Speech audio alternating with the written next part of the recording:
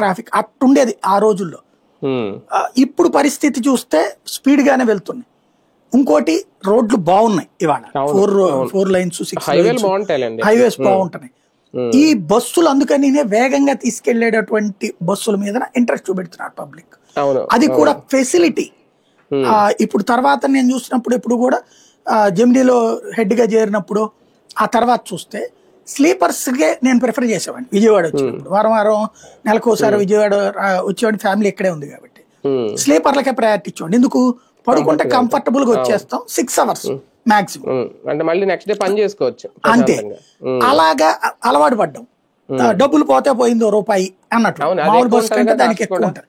కానీ అది affordable capacity నాకు వచ్చింది, అట్లాగా చేసాం. ఇట్లాగా అనేక మంది ఎఫర్ట్ చేస్తాం అనేది బిగిన్ చేశారు.